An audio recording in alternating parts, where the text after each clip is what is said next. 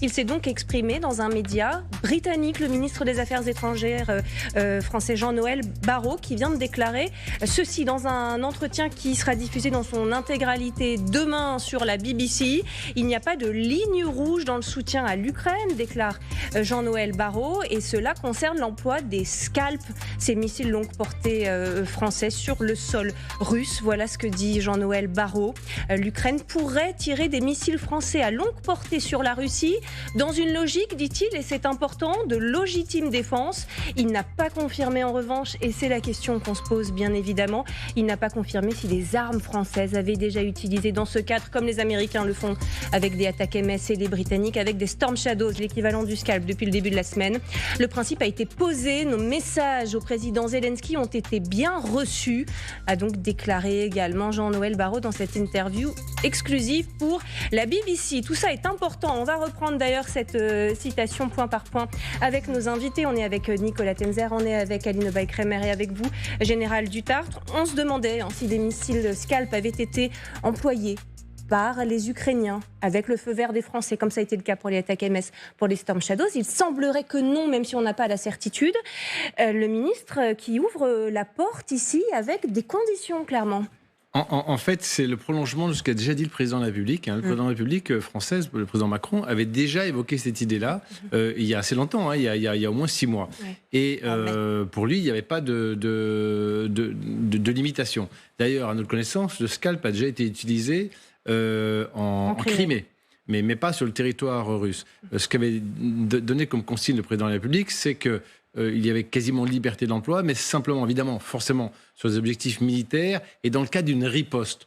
Et une riposte, ça veut dire quoi ? Ça veut dire que si vous avez un site, manifestement, d'où partent les drones Shahid ou des tirs d'Iskander ou d'autres types de missiles, vous l'avez identifié, et bien là, si vous recevez effectivement des tirs de cette nature, vous avez le droit d'utiliser les Scalp français. C'était un peu ça l'idée, et je pense que c'est ce Mais que... alors, pas en profondeur et pas sur le sol. Si, en profondeur, russe, parce que si, par exemple, les Shahid, ils partent du territoire russe, pour la plupart d'entre eux. Donc ils partent de certains sites. De même que les tirs d'artillerie, dans certains cas aussi, peuvent partir de là. Les tirs d'Iskander, c'est-à-dire c'est des missiles sol-sol de 500-800 km, partent de là. Si vous avez une base aérienne avec de l'aviation russe qui envoie des missiles KH-101, par exemple, qui sont des missiles un peu l'équivalent des Storm Shadow qui sont tirés, eh ben, il n'y a pas de raison de ne pas tirer cette base aérienne dans la mesure, bien sûr, des possibilités techniques. Donc, en fait, ce feu vert, il existe déjà. Il était freiné par quoi ? Par l'embargo, enfin le feu rouge américain. Oui. Pourquoi ? Parce que dans le Storm Shadow, tout comme dans le Scalp français et bien sûr les attaques MS, il y a des composants américains. Et donc le principe est que les Américains doivent donner leur aval. C'est pour ça que ni les Storm Shadow ni les Scalp, jusqu'à présent, n'ont été employés sur les territoires russes. Oui. Mais il n'y a pas de feu rouge à ce stade côté français maintenant, dans la mesure, je vous dis, avec les précautions, une riposte et sur des sites militaires bien identifiés. Vous nous dites qu'il n'existe pas de réticence stratégique à utiliser des armes françaises en profondeur sur le sol russe, qu'il n'y avait qu'un souci d'obtenir l'autorisation des Américains avant parce qu'il y a des composantes. Oui, il n'y a pas une réflexion autonome sur le bien fondé, la nécessité, le risque que représente l'usage de ces armes. Mais le président Macron l'a fait, cette réflexion. Parce que de lui-même, il avait donné son autorisation il y a plus de 6 mois.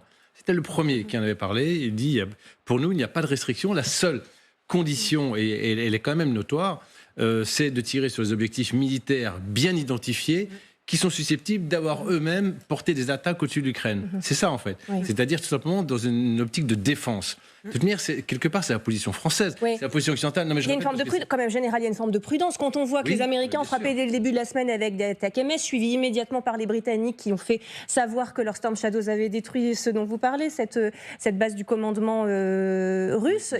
Est-ce qu'il n'y a pas quand même une forme de prudence française ? On n'en est pas encore au feu vert. On en est à dire, voici nos conditions. On va regarder peut-être à nouveau cette déclaration. On a fait connaître nos conditions au président Zelensky. C'est uniquement dans une logique de légitimité maritime défense.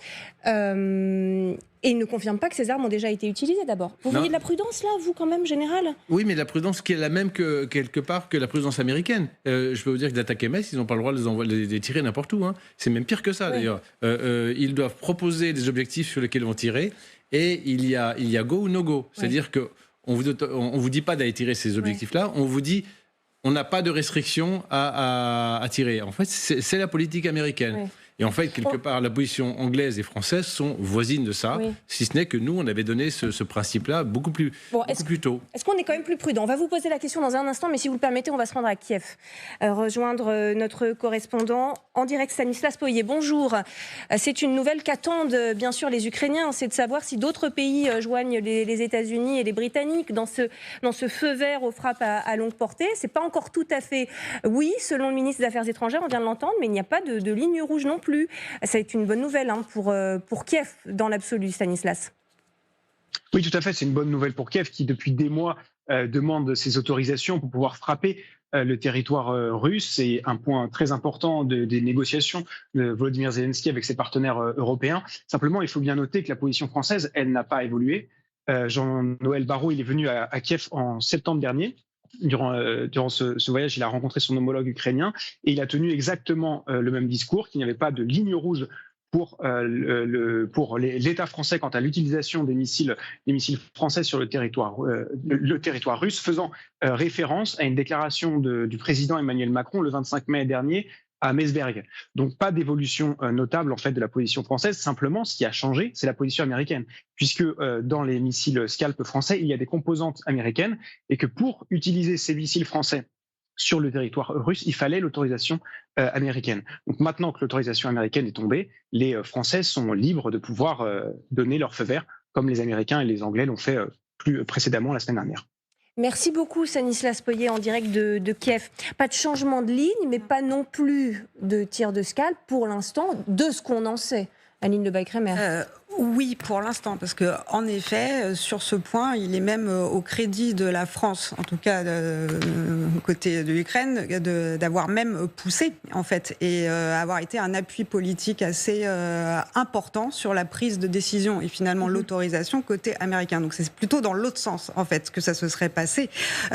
Donc la France là-dessus, après, elle n'a peut-être pas la même façon de l'exprimer, mais on est dans la fameuse ambiguïté stratégique, dans le rien n'est exclu, dans l'ellipse, ça quelque part, mais enfin, de ce que les Ukrainiens ont compris, en tout cas côté français, c'est que c'était plutôt un point facilitateur sur cette question-là. Je rappelle qu'accessoirement, il y avait le conseiller principal, j'ai envie de dire, de Volodymyr Zelensky hier à Paris. Il a rencontré le ministre des Affaires étrangères. Donc c'était une visite très officielle, plutôt sans grande pompe, mais il y a eu quand même certainement un échange important, notamment sur cette question-là. Maintenant, politiquement, la France a toujours été une force aidante politique en soutien de Kiev sur ces questions-là et aussi sur la question de l'OTAN. Donc on verra dans les jours qui viennent aussi. Maintenant, on note aussi que les uns les autres, ils n'ont pas fait de déclaration tonitruante. Oui, on y va, on vous donne l'autorisation. Ils le font savoir. Oui, mais de façon, comment dire, plutôt douce, et à raison d'ailleurs, c'est exactement ce qu'il faut faire. Et comme l'avait noté Volodymyr Zelensky, lui-même l'avait dit, ce genre de choses ne s'annonce pas, les missiles parleront d'eux-mêmes. Donc entre le moment où les États-Unis ont fini par par voie de médiatique. En fait, finalement, ça n'a jamais été annoncé. Ça a été confirmé, mais c'est sorti par voie de presse. Il n'y a pas eu d'annonce de Biden. Des sources proches de Voilà. Donc de là, Biden. finalement, quelque part, dans la façon de l'exprimer, c'est même presque plus appuyé quelque part que du côté américain, en réalité. Oui. Si on ne l'a pas encore fait, on va le faire. Grosso modo, c'est ça qu'on entend, hein, Nicolas Pelzer. C'est-à-dire qu'on peut le faire. On peut le faire. On est prêt va le faire, bien sûr. On ne va pas communiquer à l'avance. D'abord, pourquoi pas communiquer la cible tant qu'on y est, j'allais dire d'une certaine manière. C'est normal que dans des opérations militaires aussi sensibles, avec un nombre malgré tout limité dont disposent les Ukrainiens, aussi bien d'ailleurs de Scalp que de Storm Shadow que d'Atacoms, eh bien, on ne va pas communiquer à l'avance trop. Et là, on dit, on verra, le moment venu.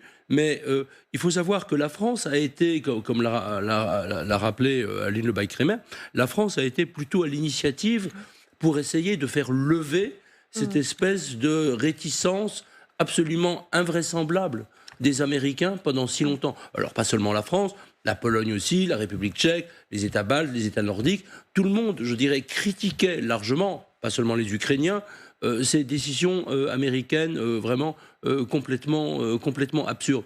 Là, complètement absurde, pardonnez-moi. Bon, c'est un peu dur. oui. Oui. Parce qu'il y a quand même une réflexion stratégique derrière. Alors, pardon, je ne veux pas non plus prendre la parole du général qui va nous le détailler. Absurde, c'est pour une raison très simple.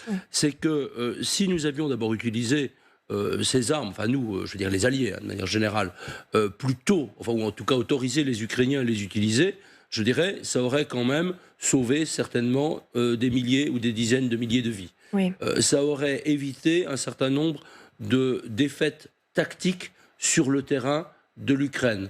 Ça aurait aussi dit clairement aux Russes, attendez, les lignes rouges, comme l'avait dit effectivement le président Macron, comme l'a répété là Jean-Noël Barrot, les lignes rouges, ce n'est pas vous qui les fixez, c'est nous qui les imposons.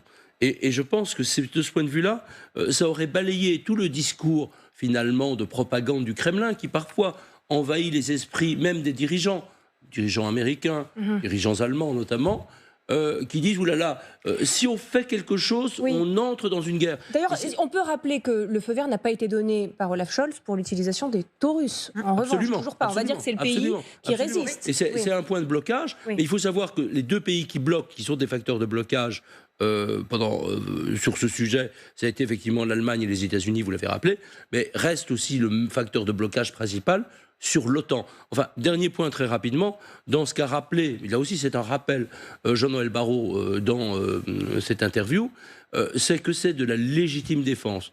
Vous avez un article, pour moi, qu'il faudrait vraiment encadrer, il faudrait mettre, je ne sais pas si c'est dans le studio, en tout cas dans les ministères, qui est l'article 51 de la Charte des Nations Unies, qui prévoit qu'un État qui se porte au secours par quelque moyen que ce soit, y compris éventuellement en envoyant des troupes, au secours d'un État agressé, pardon, mais le c'est ce que fait peut répondre, dans le cadre de la légitime défense. C'est ce que peut répondre Moscou avec les soldats de Pyongyang. On rappelle que le feu vert des Atakamès a été donné suite. Sauf que la Russie n'est pas attaquée par l'Ukraine, c'est l'inverse. Je me fais l'avocat du diable. Alors bien évidemment, je me fais l'avocat du diable, bien évidemment. Mais oui, non, c'est-à-dire que le seul pays agresseur, c'est la Russie. Et le seul pays agressé dans cette histoire, c'est l'Ukraine. Enfin, c'est un peu nous aussi potentiellement, et potentiellement nous aussi. Mais je veux dire, ça ne joue pas dans les deux sens. Revenons sur ce que vous disiez, complètement absurde. Bon, on est dans une gradation, on va dire, un peu lente au goût de beaucoup. En général, on parle aussi de puissance nucléaire, les Américains et les Russes qui se font face.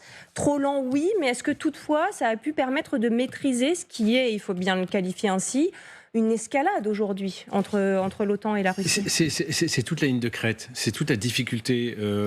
On peut comprendre que les Européens ou les Américains n'en font pas assez. On peut comprendre aussi leur prudence.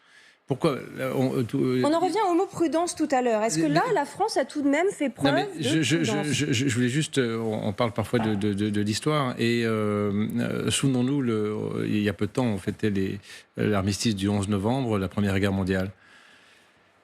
Combien de millions de morts 5 ans de guerre. Pourquoi? Parce qu'il y a eu un attentat à Sarajevo.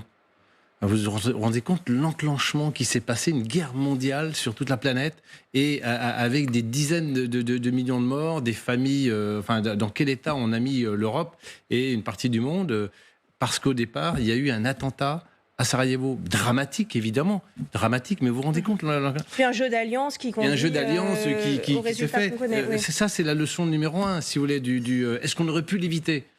Donc il y a quand même ce souci qu'on peut comprendre quand même, c'est qu'on a, et d'ailleurs les Américains, l'OTAN et la France, les Britanniques aussi, disent nous ne sommes pas en guerre avec la Russie, nous ne sommes pas en guerre avec la Russie, nous donnons les moyens à l'Ukraine de se défendre. Alors évidemment, le problème c'est que Poutine, il ne l'entend pas. Dès qu'il voit une arme, il dit voilà, on est en train de m'agresser sur mon territoire.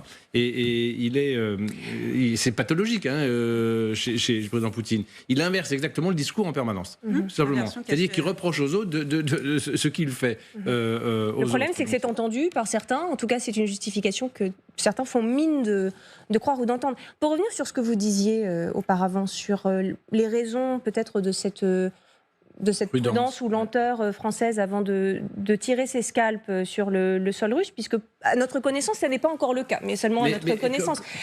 Vous dites qu'il fallait le feu vert des Américains. Il a été donné par Joe Biden et depuis cette semaine, ce feu vert est effectif. Les Français n'ont pas attendu le feu vert américain pour donner des scalps aux Ukrainiens et leur permettre de les tirer en Crimée. Non, mais pour l'emploi en Russie, il y a ce entre guillemets, ce feu vert nécessaire américain, alors que la France et les Britanniques, les deux d'ailleurs, avaient dit, mais nous, employer cet armement comme il faut, dans la mesure, ce sont des cibles militaires et c'est en riposte Sur tout ce qui concernait les territoires occupés, il n'y avait pas d'autorisation particulière américaine à obtenir en plus par rapport à la question de ces fameux composants. En revanche, sur une frappe en profondeur en Russie, sur les territoires russes, il fallait l'autorisation américaine au regard de ces fameux composants de ciblage. Oui, Nicolas Tenzer. C'est d'ailleurs indirectement un plaidoyer pour ce que certains appellent l'autonomie stratégique. Alors j'allais vous poser la question, est-ce que c'est regrettable de devoir attendre l'autorisation, le feu vert des Américains ? S'il n'y avait pas de composantes américaines dans les armes britanniques ou françaises, sur le plan européen, je mets le Royaume-Uni quand même dans l'Europe au sens large, eh bien il n'y avait plus aucun problème. Et pour l'avenir, il faut savoir qu'on a été quand même dépendant des Américains. Rappelez-vous, Hollande, en 2013, le président de la République était prêt à frapper après l'utilisation d'armes chimiques par Bachar al-Assad en Syrie. Mais les Américains ont dit nous n'y allons pas. Les Britanniques, la Chambre des communes a dit nous n'y allons pas. Les Européens n'étaient sans doute pas prêts d'ailleurs à y aller. Et donc du coup nous n'avons pu rien faire.